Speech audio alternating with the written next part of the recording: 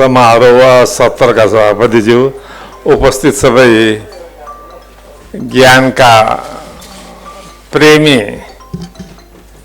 दाजुभाइ तथा दिदीबहिनीहरू,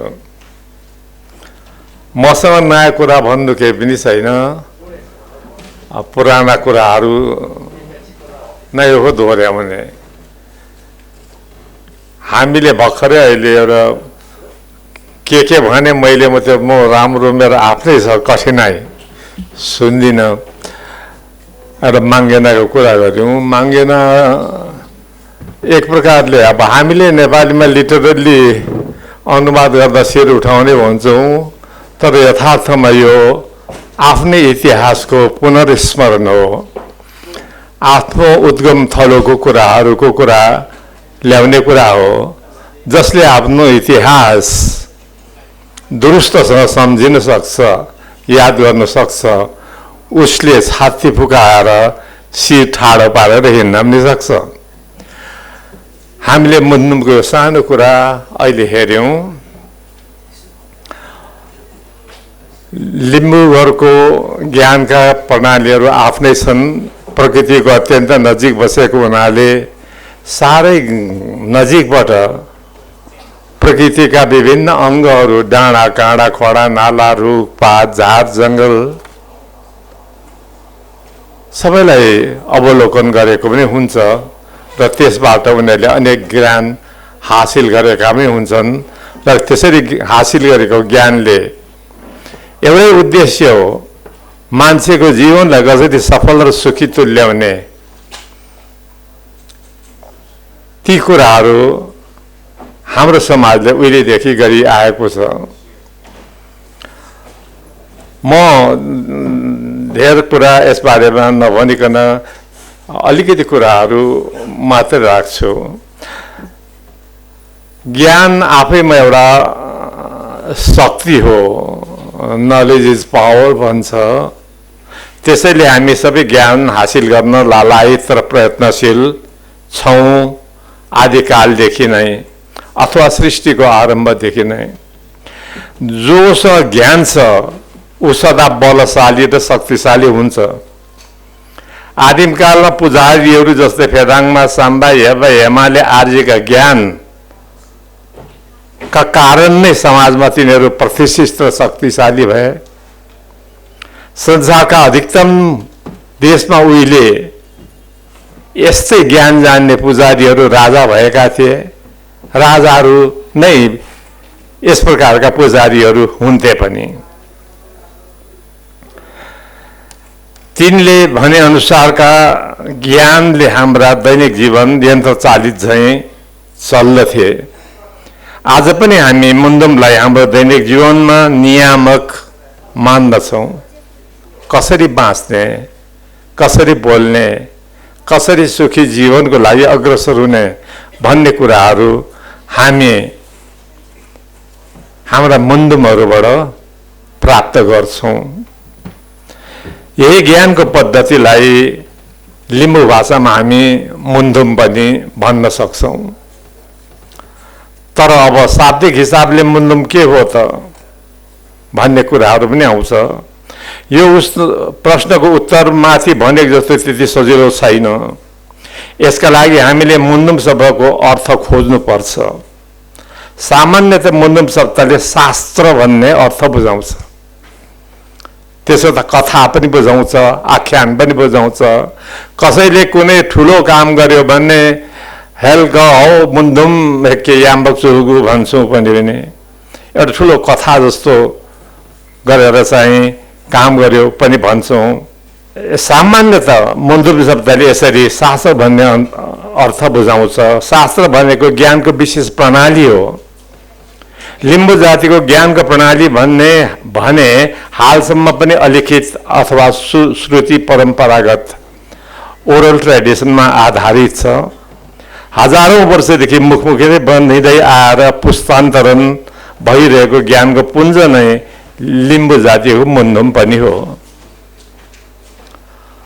अब मुन्दुम शब्द के हो त, कहाँबाट बन्यो त भन्ने कुरामा यसका व्युत्पत्तितिर खोजेर जाँदा धेरै अगाडि 2049 सालतिर याकथुङ साप्सक्नु साक्थिम भन्ने पत्रिकामा मैले एउटा लेख लेखेँ। त्यो लेखमा मेरो आफ्नै तरिकाको व्युत्पत्ति थियो। मुन्डम शब्दको व्युत्पत्तिको बारेमा भाषाशास्त्रीहरूले के भन्दछन् उनीहरू नै जानुन्। यहाँ त म लोकमा प्रचलित लोक व्युत्पत्तिको आधारमा मुन्डम शब्दको व्युत्पत्तिको कुरा गर्छु। जस्तो लोकले भनेको लिले आबुवाङ तोगुवा लाजे इन लिम्बुवान भनेर यो लोकले भनेको भाषाशास्त्रीले होइन। त्यस्तै मुन्डुम के हो त हामी आम जनताले के बुझ्छौँ त्यो कुरा म यहाँ राख्छु। यो मैले उल्लेख गरिसकेँ। 2049 सालमा एउटा पत्रिकामा मैले यस बारेमा लेखेको थिएँ। मुन्धुम भन्ने शब्द एउटा सामासिक शब्द अर्थात् कम्पाउन्ड वर्ड हो। यो शब्दको निर्माण दुईटा असमापक क्रियापद हामी इन्फिनिटिभ भर्ब भन्छौँ। नेपालीमा नु लाग्छ, गर्नु खानु भन्नु भनेको जस्तै नेपाल लिम्बूमा अन्तमा मा लाग्छ, पापमा चेपमा हिपमा चामा भनेको जस्तो बनेको छ। त्यस्तै मुन्धुम शब्द दुईटा असमापक क्रिया इन्फिनिटिभ भर्बले बन्यो, एउटा मुममा एउटा थुममा। पहिलो क्रियापद मुममा अर्थात् मुन ड्यास मा जाउँ हामी। पहिलो क्रियापद मुममा एउटा अकर्मक क्रिया हो र सकर्मक पनि हो। यो आफै हल्लियो भने त्यो अकर्मक क्रिया हो, इन्ट्रान्जिटिभ भर्ब हो। तर कसैले हल्लाइदियो भने के हल्लाइस रुख हल्लाए त्यति बेला त्यो क्रिया ट्रान्जिटिभ भएर जान्छ, सकर्मक भएर जान्छ।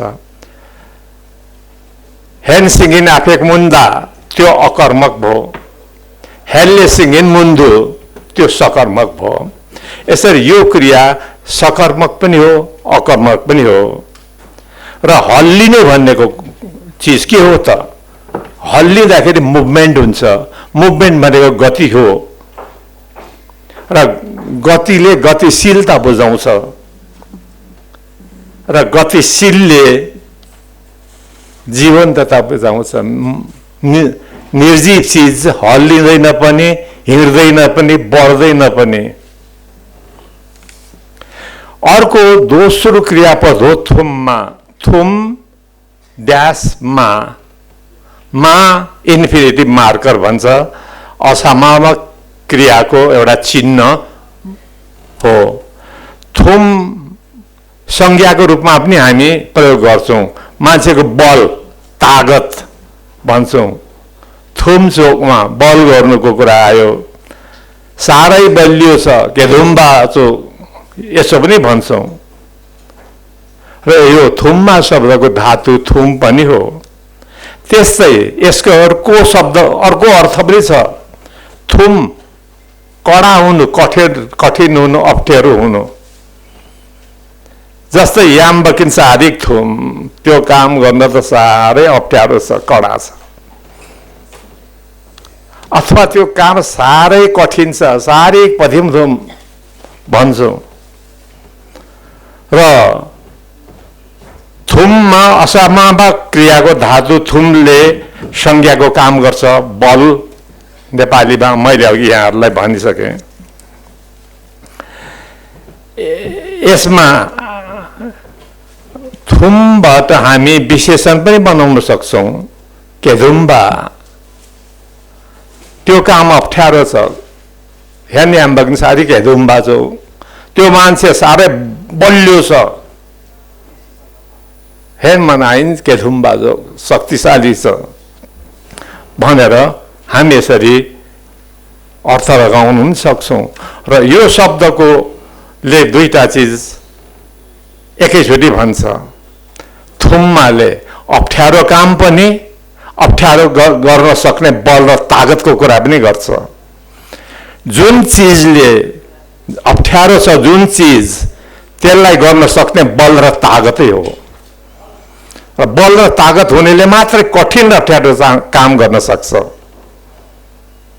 केधुम्बा याम बकिन गेजो पा मना इन केधुम्बा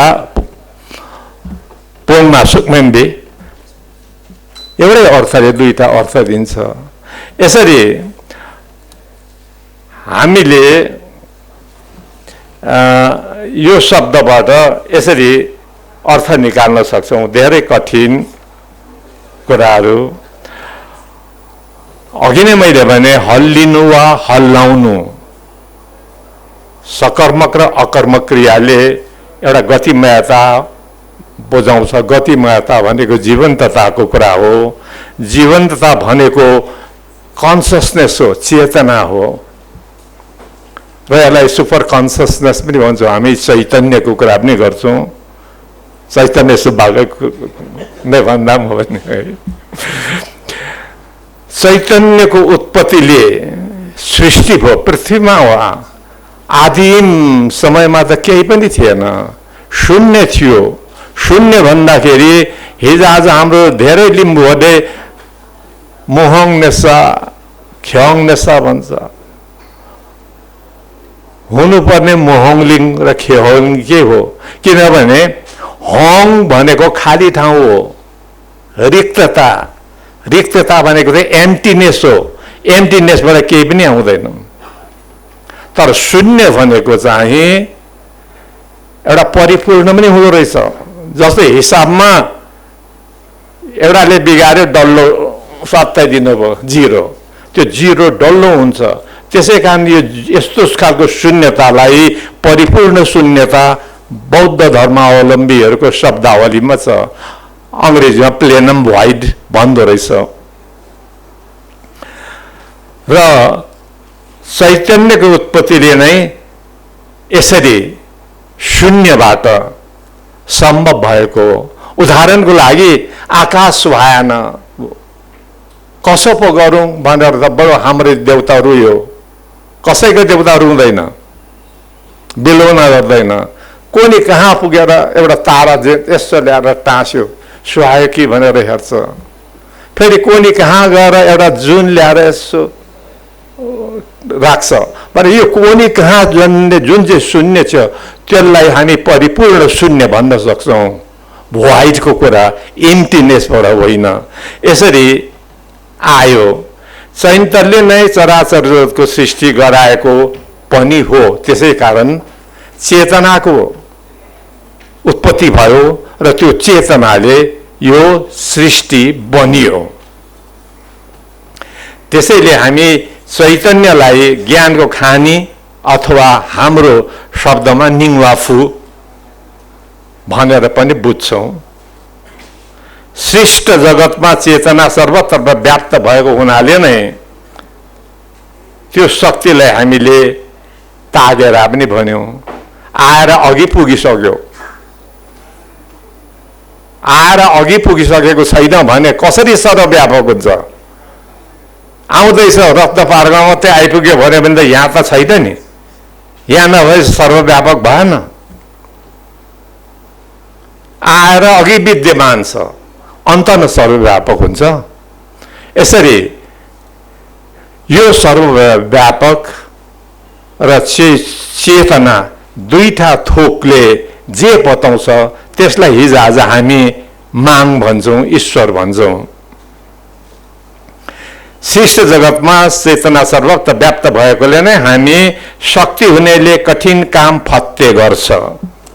जसले कठिन काम अथवा केदिम्बकिन गर्न सक्छ उही शक्तिशाली केदुम्बा पोङ्लो हुन्छ। अब जुन काम गर्न सक्दैन त्यो कठिन हुन्छ। मृत्युलाई नश्वर चलाका मानिसले पराजित गर्न सक्दैन, किनभने एक दिन मर्ने चोला हो। भौतिक रूपमा हामी जित्न सक्छौँ न मृत्युलाई, तर सत्कर्मले पराजय गर्न सकिन्छ। राम्रो काम गर्न सक्यौँ भने हामी मृत्युलाई पनि जित्छौँ। अर्थात् हाम्रो सम्झना इतिहास जुगौँ जुगसम्म रहन्छ। जसरी सावायत अहङ्कार कुराहरू अहिलेसम्म जिउँदो छ, उनीहरूले दिएको यो शान्ति अहिलेसम्म हामीले पालन गरिराखेका छौँ। नश्वर मानिसलाई सत्कर्म गर्न अत्यन्त कठिन काम शारीरिक भदुम के धुम्ब याम्ब हुनाले त्यसैले सदाचार, निष्ठा र जीवन र जगतका बारेमा ज्ञान प्राप्त गर्न सकेर बलशाली केदुम्बा हुन सक्यौं भने हामी यो लोक मात्रै होइन परलोक पनि सुधार्न सक्छौं। अर्को शब्दमा सुकार्य र सुकीर्तिले त्यसका लागि ज्ञान र ज्ञानको शास्त्रको ज्ञान आवश्यक हुन्छ। ज्ञान नै त्यो शक्ति थुम हो जसले कठिन अथवा थुमलाई पार लगाउन सक्छ। शक्तिशालीले मात्र कठिनतर काम पार लगाउन सक्छ। कठिनतर काम पार लाउन सक्ने सामर्थ्य शक्तिशाली ज्ञानमा मात्र हुन्छ। त्यसैले लिम्बू जातिले कठिनतर काम पार लाउन सक्ने सामर्थ्य भएको ज्ञानलाई शक्तिशाली ज्ञान अथवा ज्ञानको मूल स्रोत अर्थात् मुन्धुम भन्यो। मलाई के लाग्छ भने मुन्धुमको प्रसङ्गमा ज्ञानको मूल अथवा खानी भनेकै निङ्वाफु, सर्वत्र सर्वज्ञ। हिजो आज हाम्रो साधु सन्तको भाषामा भन्ने हो भने त्रिकालज्ञ, पास्ट प्रेजेन्ट फ्युचर सबैतिरको कुरा जान्ने हुन्छ। ज्ञान सर्वत्र हुनाले तागेरा पनि भयो। अघि मैले यहाँहरूलाई भनिसकेँ ज्ञानको मूल स्रोत हुनाले हामीले तागेरा भन्यौँ। यी दुई विशेषणले जसको बखान गर्दछ त्यसलाई म लिम्बूको प्रसङ्गमा ईश्वर मान्छु। किनभने यो दुईटा शब्दले तागेराले जसलाई क्वालिफाई गर्छ, निङ्वाफुले जसलाई क्वालिफाई गर्छ त्यो शक्ति भनेकै माग हो। लिम्बू मुन्धुममा सृष्टि कार्यको कारक तत्त्व ईश्वर भनेको मैले माथि भने मेरो दृष्टिमा चेतना वा चैतन्य हो। लिम्बू मुन्धुम अनुसार शून्यमा चेतनाको उपस्थिति भएपछि उसकै इच्छा शक्तिले सृष्टि कार्यलाई क्रियाशील तुल्याएर पूर्णता दियो। अब मुन्धुमको महत्त्वबारे छोटो कुरा गरौँ। लिम्बू जातिमा मुन्धुमको सामाजिक, सांस्कृतिक र धार्मिक महत्त्व अति नै उच्च छ। लिम्बू जातिको सामाजिक, नैतिक र धार्मिक धारणाहरूको विकासको चरम अभिव्यक्ति मुन्धुममा हामी पाउँछौँ। अनेक आख्यानहरूद्वारा, अनेक लोककथाहरूद्वारा धार्मिक, नैतिक र सामाजिक अवधारणाहरू मुन्धुमभित्र अभिव्यक्त भएका हुन्छन्। किन कुनै पनि कुरा हामी सोचै भनौँ भने बुझ्न गाह्रो पर्छ। एउटा न्यारेटिभसँग भन्यौँ भने शून्यलाई ग्रहण गर्न सजिलो हुन्छ। त्यसैले नै लिम्बू जातिको लागि मुन्धुम भनेको जीवनको एउटा आधार भयो। लिम्बू जातिको सामाजिक, सांस्कृतिक, नैतिक र धार्मिक धारणा, आस्था र आचरणको चरम परिणति नै अनेक मिथक, गाथा र लोककथाहरूमा अर्थात् एउटै शब्दभन्दा न्यारेटिभ्समा अभिव्यक्त भइकन श्रुति परम्पराको रूपमा युगौँदेखि जीवित छ र तिनको समष्टिलाई हामी अहिले पनि मुन्धुम भन्छौँ। माथि उल्लेख गरिसकेको छ कि मुन्धुमको पाठभित्र ब्रह्माण्डको उत्पत्तिदेखि चराचर जगतको सृष्टिको इतिहास कथाका रूपमा वर्णित छ। न्यारेटिभको कुरा मैले अघि सुनाएँ। यस्तो वर्णनको मिथकभित्र हामी मान्छेको सृष्टि, परिवार तथा समाजको उद्भव र विकासको आख्यान पाउँछौँ। अनादिकालदेखि फेदाङ्बा, साम्बा, येबा, येमाहरूले मुखमुखै गाएर पुस्तान्तरण भई आएको मुन्धुमलाई कालान्तरमा सांस्कृतिक तवरले मात्र नभएर धार्मिक मूल्य र मान्यता प्रदान गरेर निश्चित विधि र विधानले मनुष्य जातिको कल्याणका लागि गायन, वाचन भनेको पढ्नु मात्रै, तर हाम्रो गाएर सुनाउने हुनाले दुईवटा शब्द प्रयोग गरे। गायन वाचन गर्दै सम्पन्न गरिँदै आइएको परम्परा आजसम्म पनि जीवितै छ। मुन्धुमको विषय र एउटा उद्देश्यहरूको बारेमा मानव सृष्टिपछि मानव समाजको विकास हुँदाका क्रममा मानव जीवनमा आइपरेका दुखान्तका मिथकहरू, तिनका कारण र निराकरणका उपायहरू मुन्धुमको विषय हुन्। अर्को शब्दमा मुन्धुमको उद्देश्य र प्रयोजन भनेको मानव लगायत चराचर जगतको भलाइ नै हो। मैले यहाँ मानव जगतको दुखान्तको कुरा गरेँ, जस्तो कि अन्तमा मान्छेको सृष्टि भयो, सानो वसा,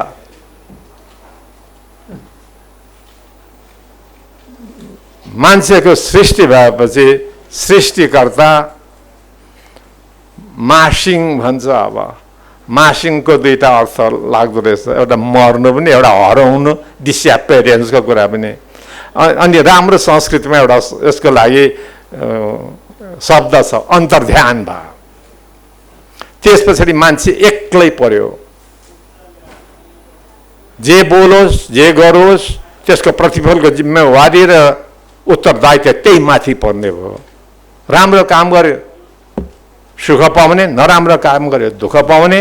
सारा चिज एक्लै मान्छेले गर्न थाल्ने जुन चाहिँ नियति आयो, त्यहीँदेखि ह्युमन ट्रेजेडी सुरु भयो।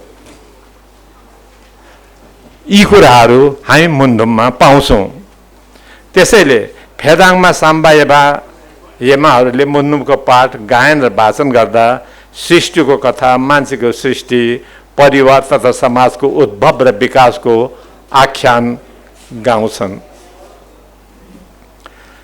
यो ब्रह्माण्ड कसरी बन्यो, यो पृथ्वी र चराचर जगत, स्थावर र जङ्गम, चल्ने नचल्ने, लिभिङ बिइङ्स, नन लिभिङ बिइङ्सहरू किन सृष्टि गरिए, किन र के कामका लागि मानिसको सृष्टि भयो,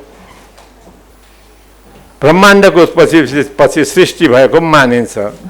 पृथ्वीको सृष्टि भए पनि यसको भोग गर्नका लागि मानिसको सृष्टि भएको अरे। सृष्टिको अन्तिम कडीका रूपमा बाणीले युक्त चेतना र विवेकले युक्त मानिसको सृष्टि भएपछि सृष्टिको चक्रले पूर्णता पायो। अर्थात् मान्छेले बोल्न सकेपछि मात्रै मरेन नि, बोल्न नसक्ने बोलाउँदा हु मात्रै गर्दा पनि हु पनि नगर्नेले त थुक्ता मर्यो पनि नि। तर जुन दिन उसले हु भन्दामा बोल्न सकेर उत्तर दियो त्यो मान्छे भयो। अर्थात् मान्छेको विकास क्रममा भाषाले अन्य जीव जन्तु वा मान्छेभन्दा अगाडिका आदि मानवसँग आधुनिक मान्छेको भिन्नता त्यहीँबाट प्रष्ट भयो। त्यो चाहिँ भाषाको कारणले भयो। यसरी चेतना र बाणीले गर्दा नै मानिस अन्य प्राणीभन्दा पृथक भएको पनि हो। त्यसैले बाणीलाई हिन्दू धर्मशास्त्रमा शब्द ब्रह्म भनिन्छ। इसाईहरूको बाइबलमा पनि There was God, word, and the word is God भन्छन्। त्यसै कारण तर दुर्भाग्यवश मानिस सुन चाँदी हिरा मोतीले बनेको अजर अमर हुन सकेन। यो पृथ्वीको भोक्ता मानिस त पानी, खरानी र सुलीपको पो बन्यो। त्यसले मरणशील चोलाको हुनु पर्यो। आगोले जल्दा खरानी हुने, माटोमा राख्दा मट्टी भएर विलीन भइजाने क्षणभङ्गुर चोलाको बन्यो। आफैले गरेको सृष्टि अस्थायी मरणशील भएको ज्ञानबोध भएपछि ईश्वर पनि मैले अघि नै भने इनुनु इलुङसुम भन्ने ठाउँमा मर्यो अरे, अन्तर्ध्यान भयो। यसको के होला यो अहिले खोज्दा त होइन त्यो ठाउँमा भन्छ।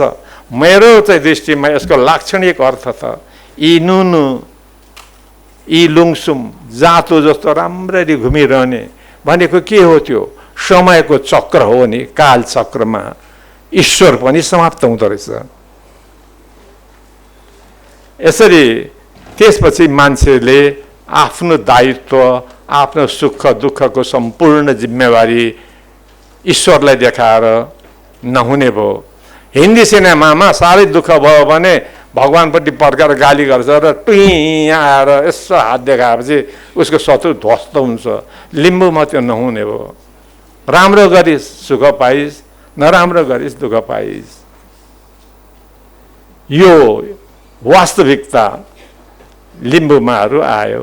यसका कारणहरूले गर्दाखेरि नै हामीलाई हाम्रो जीवनमा अनेक लोभानी पापानी रिस इबी छल कपट लोभ हाम्रो व्यभिचार अभिचार आदिका कुराहरू आए जसले मानव जीवनलाई दुखी तुल्यायो र त्यसको जिम्मेवारी उसलाई सृष्टि गर्ने ईश्वरमा होइन कि उसकै क्रियाकलापमाथिमा गयो र त्यही मान्छेलाई हामीले दोष्याए पनि दण्डित गरे पनि गर्नुपर्छ। हाम्रो पनि अहिले पनि हाम्रो पुर्खाहरूलाई पो तिनीहरू त्यो तङसिङ गर्दा एउटा टाढमाथि मान्छे राखेर तिमीले गर्दाखेरि अहिलेसम्म हामीले चाहिँ यो दुःख भोग्नु पर्यो भनेर खपेटाको पैसा राख्दै थु गरेर थुक्दै जाँदा दण्डत गर्दैछौँ। किनभने हाम्रो पुर्खाहरूले व्यभिचार गरे अभिचार गरे। पृथ्वी तल वा जगत नामको एउटा स्थितिमा यसरी मानिस फ्याँकियो, एक्लै एउटा सिचुएसनमा फ्याँकियो र पनि अनेक दुःख कष्ट गरेर ज्ञान आर्जन गरेर सर्भाइभलको लागि लडिराखेको छ, लडिरहेको। अब तपाईँहरूले कागज दिइसक्नुभयो, म नभनौँ धेरै अघि। मुन्धुम अनुसार लिम्बू लौकिक वा सांसारिक जीवन दर्शन एक प्रकारले भन्ने हो भने असल ठिक कसरी हुनु पर्दछ भन्ने नै हो। यो नगर त्यो नगर, नाहेन नगर भन्ने कुरा जस्ता कुराहरू भनिराखेकै हुन्छ। दैनिक जीवनमा कसरी राम्रो काम गर्नु, राम्रो आचरण गर्नु भन्ने कुराहरू यसले सिकाउँछ र यो बडो आचरणमूलक छ भन्ने चाहिँ मेरो आफ्नो विचार हो। मानव समाजको विकास क्रममा मानिने अनेक आरोह अवरोह दुःख कष्ट र त्रासदी एउटा ट्रेजेडी हामीले बेहोर्नुपर्छ। सामाजिक अन्याय र भेदभावमा पर्दा जन्मने ईर्ष्या जन्य बदलाको भावनाहरू हामीले खप्नुपर्छ। मनुष्य जीवनमा आधारभूत मूल्य र मान्यता जस्ता कुराहरूलाई लिम्बू जातिले आफ्नो मुन्धुम वा श्रुति परम्पराका माध्यमले बचाएर पुस्तान्तरण गर्दै अहिलेसम्म ल्याएको छ। ती दुःख र त्रासद घटनाको विवरणभित्र कसरी तिनबाट मानिसले मुक्ति पाउने हो भनेर तिनको उपायको खोजी पनि जारी छ र यही खोजीको क्रममा लिम्बूहरूले सोतलुङ आफ्नो उठाउने काम पनि गरिराखेका छन्। अब कसैले चोतलुङ भनेर त नै पुरा उच्चारण गर्दैछ, कसैले ग्लोटलाइज गरेर चोलुङ मात्रै भन्दैछ। भनेको ठाडो उभिनु, सानो नानीलाई नानी चो चो चो चो चो चो भन्छौँ हामी, ठाडो उभि नलड नलड भनेको होला। त्यो परम्पराले अहिलेसम्म पनि हामीलाई एउटा सिद्धि भनेको सारा दुःख झन्झट असत्य अपराधिक क्रियाकलापबाट मुक्ति कसरी दिने भन्ने कुराहरू हाम्रो मुन्धुमले हामीलाई दिइराखेको छ। अब मेरो कुरा अहिलेलाई यति नै राखौँ यो, किनभने कुरा निकैवटा छ, अधुरो कुरा त प्रश्न हुँदैन। तपाईँहरूको समयले गर्दा मैले यहाँ कुरा छुट्याएँ र अन्तमा यति नै भनौँ, लिम्बू युवाहरूले लिम्बूहरूको ज्ञानको खोजी र प्रणाली र पद्धति कस्तो थियो यसमा चासो राख्न थाल्नुभयो, यो खुसीको कुरा हो। खोज्दै गयौँ भने हामी जस्तो येबा सम्भाले भन्छ, यो आकाशमा उड्ने यो काराङवा साम्बेको रिक्सो साम्बे भन्छ। एक लाइनमा मिलेर हिँड्ने कर्याङ कुरुङ जस्तो भएर हामी हिँड्न सक्यौँ भने, एउटा लड्कोमा हिँड्न सक्यौँ भने, एकताबद्ध भएर चाहिँ लक्ष्यतिर बढ्न सक्यौँ भने सफल हुन्छु भन्ने कुरा, त्यस्ता ज्ञानहरू अत्यन्तै प्राकृतिक जीव जन्तु घटना परिघटनासँग गहिरो अवलोकन गरेर गरिआएका जस्ता ज्ञानका धेरै कुराहरू छन् जसलाई हामी बृहत रूपमा छलफल गर्न सक्छौँ। अब घर बनाउँदाखेरि अनेक किसिमको काठ ल्यायो अरे, भएन अरे, चिलाउनेको काठ लगाएर घर बनायो अरे, किरा लाग्यो अरे, रिस उठेर टिम्बुरको काठ हालिदियो अरे, टिम्बुरको काठमा सबभन्दा पहिला धमिरो लाग्दो रहेछ, यो ज्ञान कसरी पायो होला? औलको ठाउँमा चाहिँ चिलाउनेको रुख सबभन्दा पहिला मक्किँदो रहेछ, यो ज्ञान कहिले पायो होला? सखुवाको काठ ल्याउँदा चाहिँ घर राम्रो बनियो अरे, यो ज्ञान कसरी पायो होला? उदाहरणको लागि मर्चा बनाउँदै 5-6वटा चिजको मिसाएर बनाउँछन्, ती 5-6वटा चिज कसरी चिने होला? यी चिजहरू प्रकृतिको सूक्ष्म अवलोकनले गर्दाखेरि पाउने कुराहरू हो। यो लिम्बू इन्डिजिनस नलेज सिस्टमको भागहरू हुन्। यस दिशातिर पनि यहाँहरूले भविष्यमा खोज्दै जानुभए हुन्छ। अहिले चाहिँ अब तपाईँहरूको सूचना अनुसार म आफ्नो कुरा टुङ्ग्याउँछु। धन्यवाद।